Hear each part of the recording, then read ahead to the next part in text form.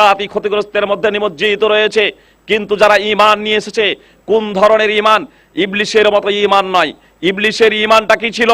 ইবলিস বলেছে, আল্লাহ তাআলার কাছে প্রার্থনা করেছে, হে আল্লাহ, তুমি আমার আয়ুটাকে বৃদ্ধি করে দাও পুনরুত্থান পর্যন্ত। আল্লাহ তাআলা ইবলিসের দোয়াকে শর্ত সাপেক্ষে কবুল করেছেন। পুনরুত্থান পর্যন্ত ও প্রার্থনা করেছিল, পুনরুত্থানের পূর্ব পর্যন্ত আল্লাহ তাআলা ইবলিসের দোয়াকে কবুল করেছেন। কিয়ামত দিবস নয়, কিয়ামতের পূর্ব পর্যন্ত ইবলিসের দোয়াকে আল্লাহ তাআলা কবুল করেছেন। শুধু সেই সময় নয়, যদি জিজ্ঞেস করা হয় যে ইবলিস জান্নাতে যাবে না জাহান্নামে যাবে, আপনারা অনেকেই বলে থাকেন ভাই ইবলিস জাহান্নামে যাবে। আমি বলতে চাই ভাই, সকল ইমানের মানদণ্ডে কেউ যদি জান্নাতে যায়, আর কারো হৃদয়ে রায়ের দানার সমপরিমাণ ইমান থাকার কারণে সে যদি জান্নাতে যায়, তবে ইবলিস কেন জান্নাতে যাবে না? বলবেন যে ইবলিস আল্লাহ তাআলার কথাকে অমান্য করেছিল। ঠিক আছে ভাই, একটা মানুষ আল্লাহ তাআলাকে অস্বীকার করার পরে, কোন ব্যক্তি আল্লাহ তাআলাকে অস্বীকার করার পরে, ধর্মচ্যুত হওয়ার পরে, নিজের দ্বীনকে পরিত্যাগ করে দেওয়ার পরে, সেই লোকটা যদি একাগ্র চিত্তে আবার ফিরে আসে, দ্বীনে ইসলামের দিকে প্রত্যাবর্তন করে, আবার যদি দ্বীনে ইসলাম কবুল করে, তাহলে সেই লোকটার তওবা আল্লাহ তাআলার দরবারে গৃহীত হবে কি হবে না? উত্তর হবে, আল্লাহ তাআলার দরবারে তার তওবা গৃহীত হবে। ইবলিস প্রত্যাখ্যান করেছিল আল্লাহ তাআলার কথাকে। আল্লাহ তাআলার কথাকে প্রত্যাখ্যান শুধু করেই ক্ষান্ত হয়নি, বরং ইবলিস আল্লাহ তাআলার কথাকে প্রত্যাখ্যান করার পরে আপনার বদর প্রান্তরে এসেও ইন্নী আখাফুল্লাহ ইয়ে স্লোগান দিয়েছিল স্বয়ং ইবলিসি। ইন্নী আখাফুল্লাহ ইয়ে ঘোষণা দিয়েছিল স্বয়ং ইবলিসি। এর প্রেক্ষাপট হচ্ছে এই, বদর প্রান্তরে যখন মুশরিকরা ইসলামকে পৃথিবীর বুক থেকে মুছে দেওয়ার জন্য আপ্রাণ সংগ্রাম চালিয়েছিল, মুহাম্মদ সাল্লাল্লাহু আলাইহি সাল্লাম এবং সাহাবা ইকরাম রাদিয়াল্লাহু তাআলা আনহুমদের রক্ত নিয়ে যখন হোলি খেলার জন্য মক্কার মুশরিকরা ঐক্যবদ্ধ হয়েছিল, সেই সময় মক্কার মুশরিকরা বদর প্রান্তরের দিকে এগিয়ে আসবে। এহেন সময়ে মক্কার মুশরিকদের হৃদয়ে একটা কথা দোলা দিতে আরম্ভ করলো, বানু বকরের সাথে আমাদের যুদ্ধ চলছে দীর্ঘদিন থেকে, পিছন থেকে তারা যদি আক্রমণ করে, সম্মুখ সমরে মুহাম্মদ সাল্লাল্লাহু আলাইহি সাল্লাম এবং তার সৈন্য সামন্ত মধ্যখানে আমরা নিষ্পেষিত হব। তখন বানু কেনানা গোত্রের নেতা সুরাকা বিন মালিক বিন জসুম মুদলিজির রূপ ধারণ করে ইবলিস শয়তান আবির্ভূত হলো এবং মুশরিকদের সম্মুখে একটা জ্বালাময়ী ভাষণ রেখেছিল, আমরা তোমাদের সাথে ঐক্যবদ্ধ হয়ে মুহাম্মদ সাল্লাল্লাহু আলাইহি সাল্লামের বিরুদ্ধাচরণ করব। মুহাম্মদ সাল্লাল্লাহু আলাইহি সাল্লাম এবং সাহাবায়ে কেরামদের পৃথিবীর বুক থেকে মুছে দেব, ইসলামকে চিরতরে নিস্তব্ধ করে দেব। দৃঢ় প্রতিজ্ঞাবদ্ধ হচ্ছি, আজকে তোমরা জয়ী হবেই, যুদ্ধের ময়দান ছেড়ে পালানোর কোনো প্রশ্নই আসে না। ইবলিস শয়তান সুরাকা বিন মালিকের রূপ ধারণ করে যে জ্বালাময়ী ভাষণ রেখেছিল, এই ভাষণের প্রতিফল দাঁড়িয়েছিল কুফর এবং শিরক আরো বলিষ্ঠ আকার ধারণ করেছিল মুশরিকদের হৃদয়ে। তারা স্পিরিটের সহিত নিজের সাহসকে বৃদ্ধি করে নিয়ে যুদ্ধের ময়দানে তারা বল বীরত্বের সহিত উপস্থিত হয়েছিল, মুহাম্মদ সাল্লাল্লাহু আলাইহি সাল্লাম এবং সাহাবায়ে ইকরাম রাদিয়াল্লাহু তাআলা আনহুমদের পৃথিবীর বুক থেকে মুছে দেওয়ার লক্ষ্য এবং উদ্দেশ্যে। আল্লাহ তাআলা যখন মুহাম্মদ সাল্লাল্লাহু আলাইহি সাল্লাম এবং সাহাবায়ে ইকরাম রাদিয়াল্লাহু তাআলা আনহুমদের সাহায্য সহযোগিতা করার নিমিত্তে ফেরেশতাদের বদর প্রান্তরে অবতরণ করতে আরম্ভ করলেন, সুরাকা বিন মালিকের রূপ ধরে যে ছিল সে আসলে মানুষ নয়, ইবলিস শয়তান। ফেরেশতা মণ্ডলীদের দেখার পরে তৎক্ষণাৎ ইবলিস শয়তান যুদ্ধের ময়দান ছেড়ে পালাতে আরম্ভ করেছে।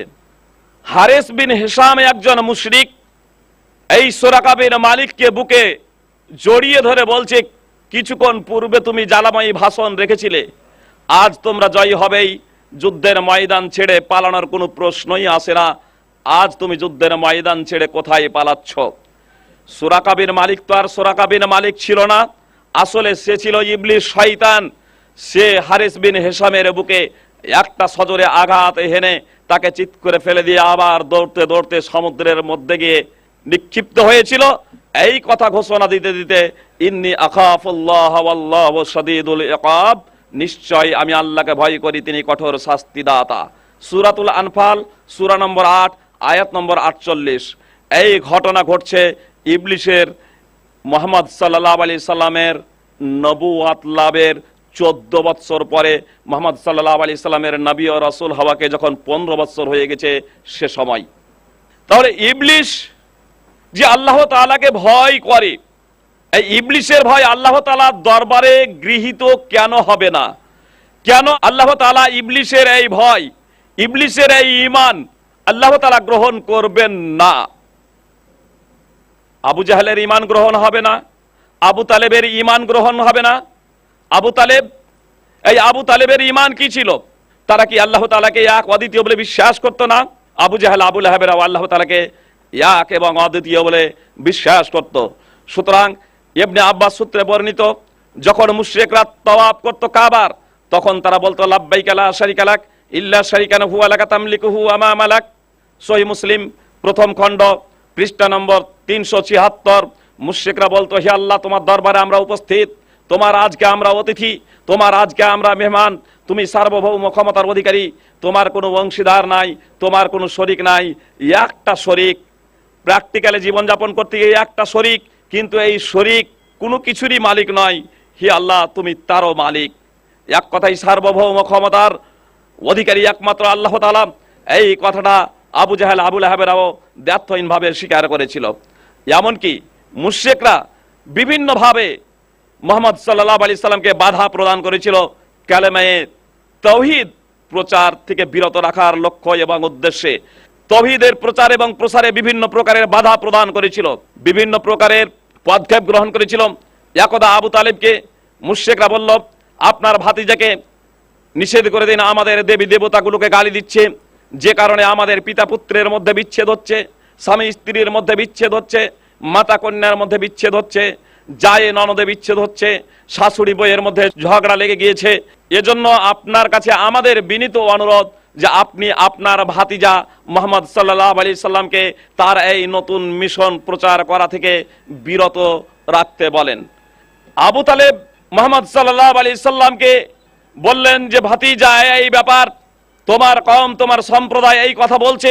মুহাম্মদ সাল্লাল্লাহু আলাইহি সাল্লাম সে সময় বলেছিলেন, চাচা যান, আমি তো এদের কাছে একটাই বাক্য চাই, বেশি বাক্য চাই না, একটাই বাক্য। তারা বলেছিল, আল্লাহর কসম করে বলছি, আল্লাহর শপথ করে বলছি, একটা বাক্য কেন, আমরা 10টা বাক্য বলার জন্য প্রস্তুত আছি। মুহাম্মদ সাল্লাল্লাহু আলাইহি সাল্লাম বলেছিলেন, একটা বাক্যই যথেষ্ট। ইয়া আইয়ুহান নাস কুল লা ইলাহা ইল্লাল্লাহু তুফলিহু, হে মানব জাতি, তোমরা বলো লা ইলাহা ইল্লাল্লাহ, সফলতা অর্জন করবে, কামিয়াব হয়ে যাবে। আর যখন মুহাম্মদ সাল্লাল্লাহু আলাইহি সাল্লাম এই কথাটা বললেন, তৎক্ষণাৎ মুশরিকরা এই কথা বলতে বলতে সেখান থেকে বিদায় নিল। চলো আমরা যে যা করছিলাম তাই করব। আল্লাহ তাআলা তার একটা চিত্র সূরা নম্বর 38 আয়াত নম্বর 5 থেকে 7 এই বলে তার চিত্রটা অঙ্কন করেছেন, আজাআলাল আলিহাতা ইলাহা ওয়াহিদা ইন্না হাদা লাশাইউন উজাব ওয়ান্তালাকাল মালাউ মিনহুম আনিমশু ওয়াসবিরু আলা আলিহাতিকুম ইন্না হাদা লাশাইউন ইউরাদ মা সামি'না বিহাদা ফিল মিল্লাতিল আখিরা ইন হাযা ইল্লা ইখতিলাক। তারা বলল, মুহাম্মদ সাল্লাল্লাহু আলাইহি সাল্লাম তো আমাদের সমস্ত এলাগুলোকে এক এলাতে পরিণত করে দিয়েছেন, সমস্ত এলাকে একটা এলা বানিয়ে দিয়েছেন। এটা তো একটা আশ্চর্যের বিষয়। চলো, ওয়ান্তালাকাল মালাউ মিনহুম আনিমশু ওয়াসবিরু আলা আলিহাতিকুম ইন্না হাযা লাশাইউন ইউরাদ। তাদের লিডারেরা বলল, তাদের নেতারা বলল, চলো আমাদের যে দেবী দেবতাগুলো ছিল, উপাস্যগুলো ছিল, সেগুলোর উপরে আমরা বিশ্বাস করব এবং সেগুলোর উপরে আমরা ভরসা রাখবো। বাক্য তো একটাই, কিন্তু রহস্য লুকায়িত আছে, উদ্দেশ্য আলাদা আছে, ভিতরের উদ্দেশ্যটা আলাদা। এই বাক্য দ্বারা উনি অন্য কিছু বলতে চেয়েছেন, উনার লক্ষ্য উদ্দেশ্যটা আলাদা।